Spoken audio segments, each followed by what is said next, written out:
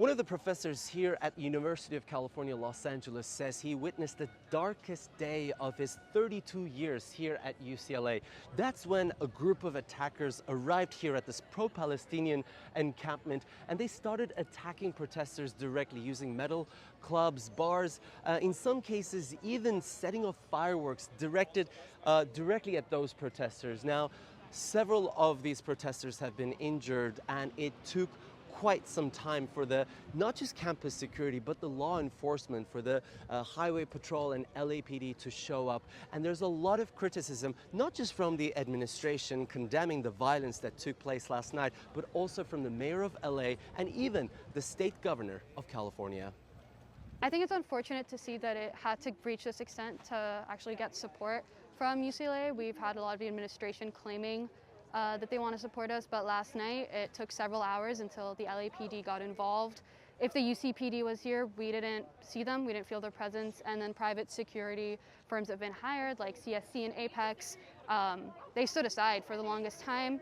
Lots of our members were yelling for help, and they, it delegitimizes the excuse that the university was using. And around the US, right, they're claiming that they're bringing law enforcement in to protect both sides, but we felt none of that last night for several hours.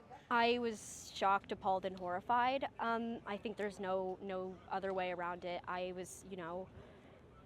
have my own disagreements with some of the rhetoric in the encampment, but that's certainly no excuse for violence in general, and certainly not the kind of violence we saw last night. Someone easily could have been killed and people were seriously injured, and that's so atrocious and horrific and just utterly unconscionable. And so this is what's new following the violent attacks on Tuesday night. We now have law enforcement officers on campus for the first time here at UCLA. These are the highway patrol.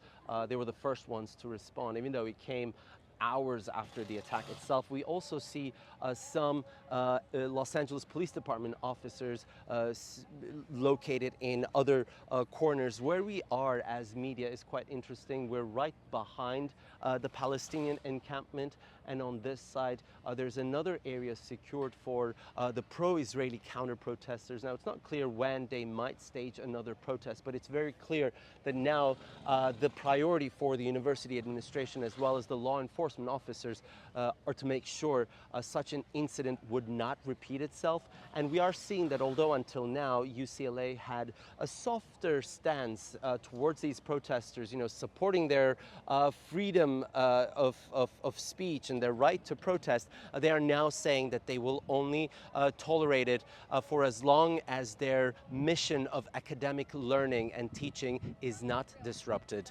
Reporting from UCLA, Ediz Tiyansan for CGTN.